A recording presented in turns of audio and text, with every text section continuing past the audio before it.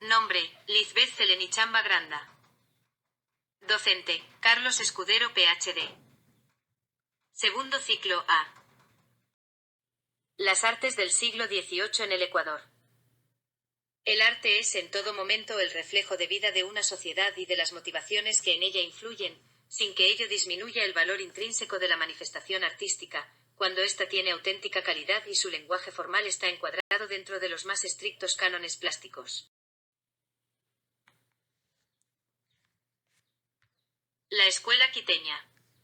Toda tendencia o estilo estético surge en un lugar y circunstancia determina, y se proyecta a diferentes latitudes, adquiriendo características sui generis, propias del modo de ser de cada grupo humano. La escuela quiteña es el resultado de un dilatado proceso de transculturación, culturas aborígenes y europeas renacentistas. Esta simbiosis originó otra que, aunque presenta ciertas facetas de las ascendientes, es distinta de ellas. La huella mudéjar en Quito es vigorosa desde su inicio, que se remonta a épocas de la fundación española, pues con el ejército de Diego de Almagro llegaron moros conversos quienes transmitieron sus modalidades artísticas a los indios, identificándose de tal manera, que se puede pensar que en el espíritu de las dos culturas yacían latentes los mismos sentimientos. Y el florecimiento de este sentir unánime se lo encuentra en la magnífica serie de alfarjes y tribunas que adornan las iglesias manieristas y barrocas, marcando magistralmente con reminiscencias mudéjares, inclusive el siglo XVIII. El pujante auge de una burguesía económicamente poderosa, el desarrollo de una incipiente industria y el interés del hombre por estudiar su hábitat natural, son los factores que introdujeron cambios humanísticos y artísticos, y la diferente intensidad con que se presentaron en las regiones europeas determinaron la heterogeneidad de este movimiento. La peculiar situación sociopolítica de la nación española, donde se entrecruzan trayectorias de culturas distantes, la visigoda y la árabe, la alemana del Sacro Imperio Romano y la francesa, la de Flandes y la italiana del norte, configura el Renacimiento con rasgos tan insospechados, que se ha llegado a pensar en su inexistencia. En España la fuerza económica centralizada en la nobleza rural, rezago feudal, impidió el crecimiento de la burguesía como clase pudiente, la monarquía ambiciosa de conquistas territoriales relegó el cultivo de las ciencias humanísticas y del arte al clero, y finalmente un proletariado y campesinado que tenían la guerra como único objetivo para la supervivencia, determinaron que la cultura renacentista tuviera un carácter eminentemente eclesiástico. Un parco número de obras humanísticas frente al muy elevado de religiosas, morales y fantásticas caballería, constituye el común denominador de la sociedad española del 500. Es una escuela prerrenacentista que se fundamentó en la captura del ascendiente románico, nórdico tardío de la Galia, mozárabe y arte popular español. Identificado plenamente con el sentir adverso del ibero al clasicismo, constituyó una barrera que retardó la expansión del Cinquecento. El sentido fragmentario impuesto por el gótico isabelino e incrementado por el plateresco, entra en pugna con el clasicismo que crea el concepto de armonía perfecta de las partes, basándose no sólo en la uniformidad integral del todo, sino también en la racionalización del espacio imperecedero luminoso, donde la decoración es reducida a un segundo plano. La falta de determinación clasicista observable en la producción artística española, orientó a la corriente renacentista hacia el manierismo y luego hacia el barroco. Este recurso instrumental a posteriori, utiliza el término barroco para definir no únicamente a un estilo artístico, sino a un movimiento cultural del siglo XVII y principios del XVIII que penetró en todas las manifestaciones de la vida colectiva europea y se irradió en América, influenciándola tan poderosamente que se transformó en la expresión de toda una época. Con cierto retraso temporal, el barroco se forja en América en el siglo XVI y se desenvuelve durante todo el siglo XVIII. Aunque ligado al europeo, sus características son singulares por su relación directa con la realidad humana y ecológica, diversificando su expresión según sea la región en que se desarrolla. En Quito, una de las zonas de mayor pujanza de la contrarreforma en Latinoamérica, la tendencia barroca es básicamente renovadora, y el aporte aborigen es muy sutil.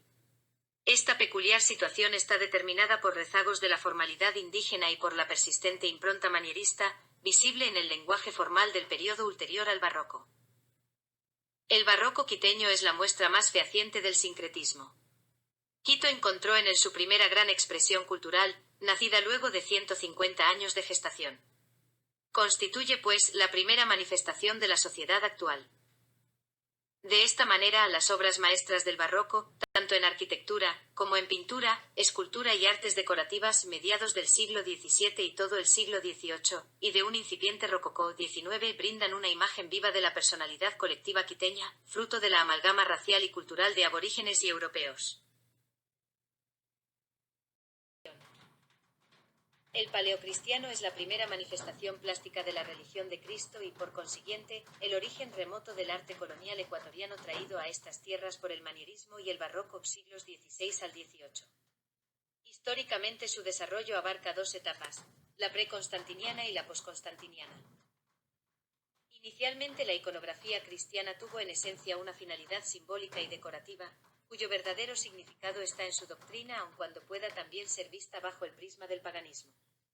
Estos símbolos aparecidos en las catacumbas, pintura mural y bajorrelieves de sarcófagos, son entre otros, el crismón o monograma de Cristo, Jesús triunfador de la muerte, las dos primeras letras de su nombre en griego X y P y principio y fin, alfa y omega. La paloma con una rama de olivo, paz, resurrección y dicha después del martirio. Los peces, Cristo en el sermón de la montaña. El áncora ancla la cruz como amparo del peligro. Los principales arquetipos que han perdurado son el buen pastor, Cristo con un cordero en los brazos, a veces rodeado de un rebaño y a sus pies Adán y Eva. La Virgen María con el niño en brazos, o en actitud de darle de lactar. Jesucristo, siglo IV, Jesús adolescente o adulto, solo o rodeado de los 12 apóstoles. Escenas del Viejo y Nuevo Testamento, la victoria de David sobre Goliat, Moisés, el bautismo, San Juan Bautista y el Señor. Adán y Eva, junto al árbol del bien y del mal, como metáfora de la redención por el bautismo. Inicia Quito su labor pionera dentro de escuelas artísticas bien organizadas como fueron la de los flamencos Jodó Coric y Pedro Boseal en San Francisco y la del quiteño Pedro Bedón en Santo Domingo, manifestando una floración en 3 siglos de los estilos renacentista, mozárabe, mudéjar, manierista, plateresco y barroco con tal variedad, como tal vez no se dio en el Viejo Mundo. En esta ciudad, lugar de revelación para muchos y de peregrinaje para los más informados, no deja de admirar la riqueza creativa de un pueblo que tuvo la osadía de transformar su poder económico en producción estética unida naturalmente a los valores religiosos y sociales vigentes. El colonizador recibió la influencia de esta ubérrima tierra y se acomodó a la realidad existente, enraizando la traza urbana y arquitectura a un ambiente topográfico complicado. Sobre implantaciones precolombinas se levantaron edificaciones de piedra, adobe y ladrillo. Formas y formas, todas genuinas, enemigas de lo unilateral y uniforme, son el resultado de este proceso de simbiosis cultural, en el que dos pueblos llevan a cabo una gran obra que culminaría con la construcción de fortalezas espirituales.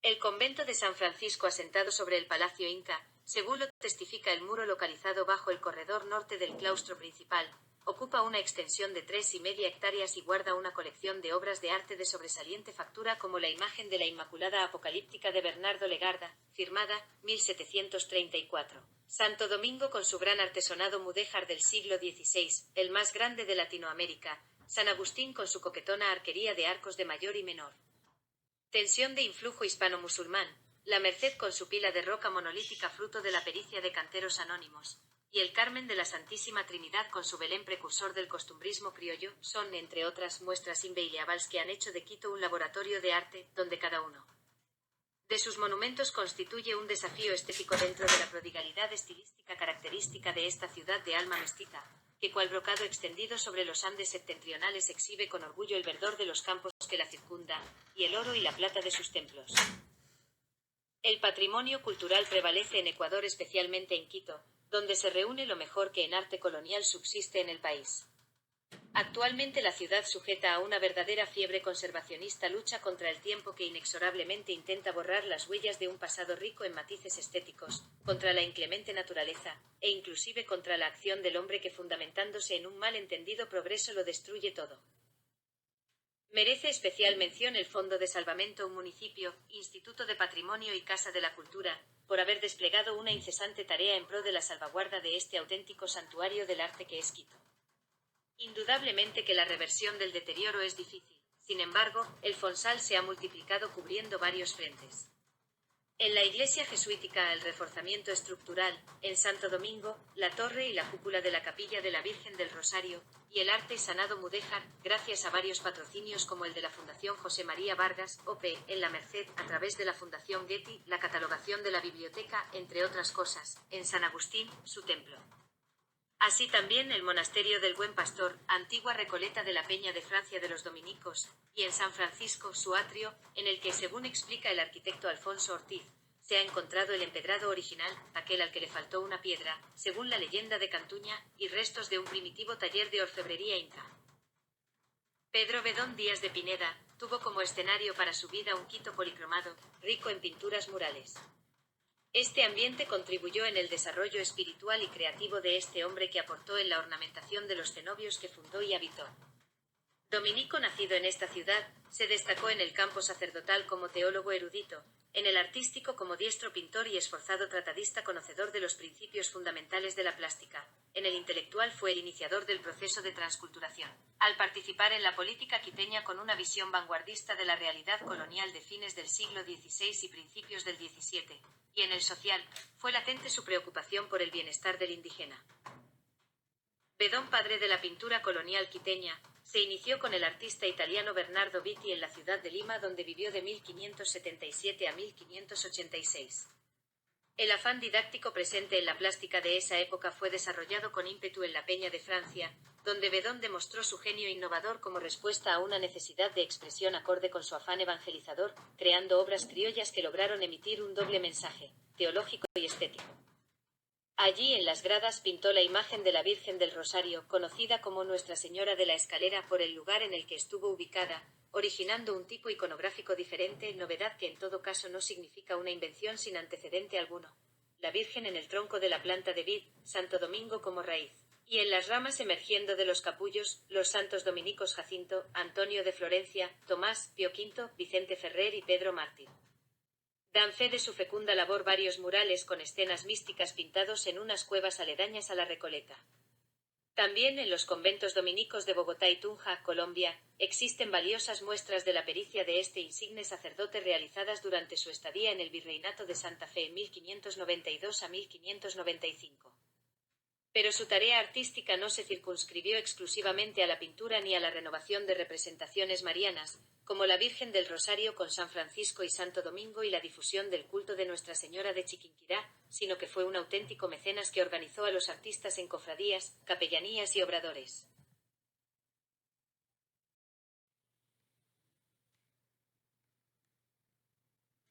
Pintura barroca quiteña. El arte quiteño, siglos XVI al XVIII, ofrece una versión criolla del catolicismo y su lenguaje es teológico, pero también estético. Contiene un profundo mensaje histórico y expresa a través de este mensaje el impacto de las culturas renacentistas sobre los pueblos indoamericanos de la Edad de Bronce, surgiendo una nueva iconografía, que aporta al arte universal con representaciones cristianas ornamentadas por alegorías greco-romanas mezcladas con míticas que, con el estilo barroco, alcanza una nueva dimensión. Si bien es cierto que en los óleos del siglo XVII fue común la representación de imágenes místicas de dulce inexpresividad, la presencia de rostros de un marcado patetismo, de intensos claroscuros, de la supremacía de colores cálidos y de un gran movimiento de las telas, avala la existencia de artistas con suficiente capacidad para cultivar con maestría el realismo pictórico. Sin embargo, a que los temas religiosos continúan en boga, la manera de interpretarlos varía. La pintura se llena de color, el artista tiende a lo decorativo y los efectos lumínicos se multiplican. La vegetación cobra importancia, dando inicio a una firme tendencia naturalista que en pleno siglo XIX desembocaría en el paisajismo. Máximo representante de esta época, Bernardo Rodríguez, descuella entre la pléyade de artistas que orgullosa presenta la escuela quiteña de la segunda mitad del siglo XVIII. Sus creaciones llenas de equilibrado naturalismo, se subordinan al sentido triunfal de la Iglesia. Característica de la obra de José Cortés de Alcocer, es un colorido cálido unido a un dinamismo y luminosidad exuberantes, en la cual la tendencia barroca es básicamente conservadora y el aporte aborigen es muy sutil. Manuel Samaniego y Jaramillo cierra con broche de oro la producción pictórica colonial, constituye la evidencia de la evolución del barroco al rococó, Un prolijo dibujo y una pincelada precisa y una delicadeza tonal pocas veces vista, unidos a su marcada inclinación a lo mundano, inclusive en los asuntos devotos, determinan su producción dentro del límite. Roucaille. En relación a la pintura mural, sobresale el trabajo de Francisco Albán en la media naranja del Sagrario, prodigio de forma y del sentido del color. El artista ejecuta 1746 escenas bíblicas en un marco de flores y aves nativas. En los siglos XVI y XVII el retablo ocupó parcialmente la pared del fondo de la iglesia. Comporta el tabernáculo que ocupa el sector bajo que está sobre el altar. Horizontalmente se encuentra dividido, de abajo hacia arriba, en banco, primer cuerpo, segundo cuerpo y ático, verticalmente en calles, dos laterales y una central. El nicho principal, calle central, estaba reservado para la imagen capital, siempre de bulto, de vestir, y en los siguientes espacios se colocaban pinturas, óleos sobre lienzo o sobre madera, y relieves en un determinado orden con el objeto de guiar a los fieles en sus oraciones.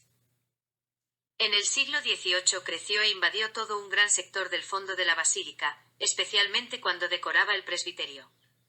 La misa oficiada de espaldas a las naves y realizada en forma de misterio, requería de un escenario vistoso, pero a la vez objetivo y evidente, el retablo. Es indudable que existió una relación directa entre el apogeo del barroco y su propagación como elemento esencial para la difusión de la doctrina cristiana después del Concilio de Trento. Así el presbiterio, las naves laterales y el crucero, se convirtieron en capillas profusamente engalanadas. Imaginería. El arte quiteño, siglos XVI a principios del XIX, ofrece una versión criolla del catolicismo y su lenguaje es teológico, pero también estético. Contiene un profundo mensaje histórico y expresa a través de este mensaje el impacto de las culturas renacentistas sobre los pueblos indoamericanos de la Edad de Bronce. Surge así una nueva iconografía que aporta al arte universal con representaciones ornamentadas con alegorías grecorromanas que, mezcladas con las míticas, alcanzaron en el barroco una nueva dimensión. La imaginería en madera policromada, imitativa o naturalista, arte escultórico puesto al servicio del culto cristiano, representa a la Trinidad, a la Virgen y a los santos, con una gran dosis de realismo sin olvidarse de dotarles de cierto efecto idealista. El artista, antes conocido tal vez como artesano, creó sus obras impregnadas de misticismo, a tal punto, que más que buscar la belleza en ellas, buscó despertar la fe en quienes las observan. Belenes. En efecto, la riqueza plástica y la presencia de elementos netamente populares hacen del gigantesco conjunto del Belén del Monasterio del Carmen de la Santísima Trinidad, bajo o moderno, una de las obras de mayor significación dentro de la escuela quiteña. Aunque es un trabajo de taller por su magnitud, diversidad de calidad y tipología de las piezas que lo conforman, es posible pensar que algunas de sus tallas fueron hechas por Sor María de San José 1724 a 1801, y Sor Magdalena Dávalos Maldonado, dos hermanas, religiosas carmelitas que colmaron de arte este cenobio femenino. Llama la atención la imagen de Salomé, singular por la dulzura que emana del rostro enmarcado en un peinado a la moda versallesca acorde con el vestuario cortesano, detalle iconográfico que la aparta del misticismo imperante, significando la implantación de la corriente rococó. Convento e Iglesia de San Francisco. El conjunto arquitectónico de San Francisco, compuesto por la Iglesia Mayor, varias capillas y claustros, data de los siglos XVI y XVII. Su construcción se inicia con el templo dedicado a San Pablo, 1553 a 1573, continúa con el claustro principal, 1573 a 1605, y finaliza con los 6 restantes terminados en 1652. Esta obra es el resultado de la fecunda labor de Fray Jodó Coric, quien trabajó con Fray Pedro Goseal, los dos flamencos, y con los quiteños Jorge de la Cruz Mitima y Francisco Morocho. La fachada del templo principal es un reflejo fiel del estilo manierista que rompe la rígida armonía de la mecánica arquitectónica propugnada por el clasicismo renacentista, al hacer convivir a dos órdenes de diferentes proporciones, el colosal toscano con el esbelto jónico, en una mágica combinación de elementos, en que los fustes panzudos de las columnas alternan con hileras de almohadillado y de puntas de diamante. Museo de San Francisco. El conjunto arquitectónico del Convento Máximo de San Francisco, compuesto por el Templo de San Pablo, Iglesia Mayor, las capillas de San Buenaventura y Cantuña, 6 claustros principales y demás complementarios, data de los siglos XVI y XVIII, ocupando un área de 3 hectáreas y media.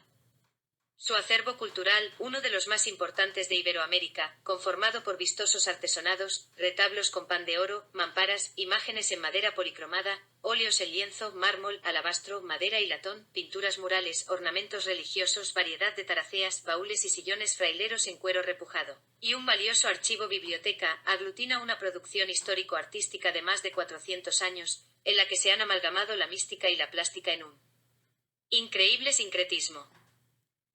Capilla de Cantuña. Un indio Cantuña, 1669, fue el mecenas de una de las más delicadas joyas franciscanas, una recoleta capilla dedicada a la Dolorosa. Cuenta la tradición que Cantuña se comprometió a construir el atrio de San Francisco. Preocupado porque la obra no avanzaba y el plazo expiraba, sin encontrar solución alguna, por la noche va al convento y junto al atrio se encuentra con un misterioso personaje vestido de rojo, es Luzbel, que le ofrece finalizar la obra en el tiempo acordado a cambio de su alma. Cantuña, desesperado, acepta el trato. El tiempo ha terminado y la obra aparentemente ha sido concluida.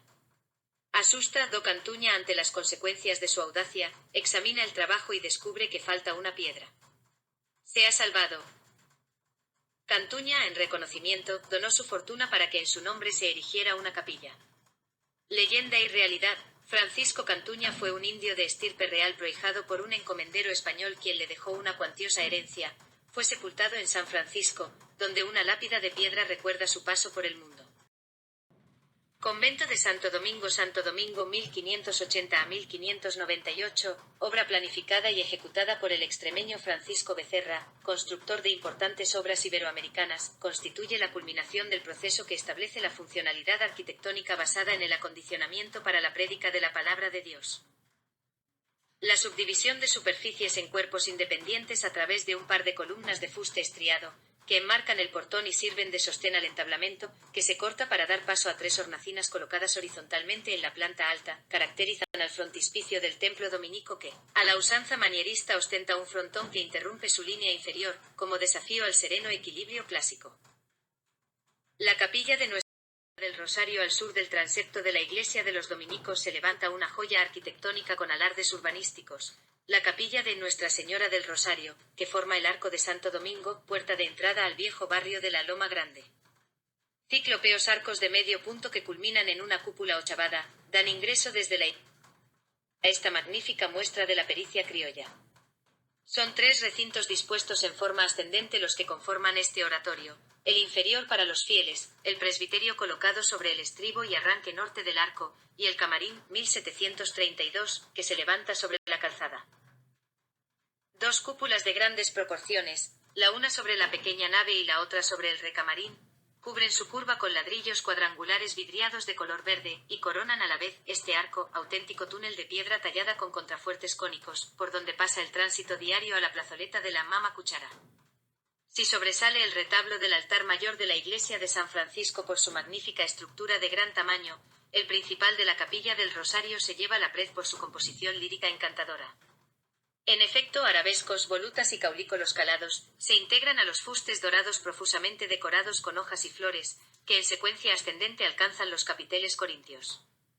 Este retablo consta de banco donde se encuentra el tabernáculo, de dos cuerpos, el inferior que da cabida a dos puertas platerescas que disimuladamente se abren hacia el recamarín del Rosario, y el superior en el que se encuentran las imágenes titulares de los santos Domingo y Francisco, y del ático donde se observa un conjunto escultórico de la Trinidad que tiene al Cordero Pascual. A estos elementos horizontales se contraponen los verticales, es decir, las calles. En las dos laterales se han dispuesto cronológicamente 15 lienzos y siglo XIX de los misterios del Salterio Mariano, y en la central, la imagen española de la Virgen del Rosario que ostenta en carne mate obscuro y ropaje de brocado. De la relación histórica 1650. De Diego Rodríguez de Ocampo, se deduce que este recinto litúrgico ha conservado de manera general su trazo original. Convento de la Merced. Entrar en el convento mercedario de Quito es penetrar en la esencia misma del arte. Aunque desde lejos solo se aprecien unos colosales muros de ladrillo, interiormente el conjunto revela una pureza de volúmenes pocas veces superada. En este patrimonio de absoluta significación religiosa levantado palmo a palmo con amor y reverencia, quien da la bienvenida, paradójicamente, es una criatura mitológica, Neptuno. Al centro de un cuadrilátero perfectamente enladrillado, una fuente de andesita de base octagonal, 1653, corona su estructura monolítica con la efigie del dios griego de las aguas. Esta obra es el fruto de la pericia de canteros anónimos que trabajaron incansablemente para dejar a la posteridad un legado digno de ser conservado. Este patio, ubicado en el claustro principal, 1648, se encuentra rodeado por 4 galerías porticadas, cada una de ellas formadas por 9 arcos de medio punto asentados sobre columnas toscanas que se apean en bases cuadrangulares de 60 centímetros de alto. Además de la pila, el patio se ornamenta con una gran cruz de piedra labra, colocada en 1666 en el cementerio de la Merced, actual atrio, donde permaneció hasta principios del presente siglo, fecha en la que fue reubicada en la esquina suroccidental del claustro.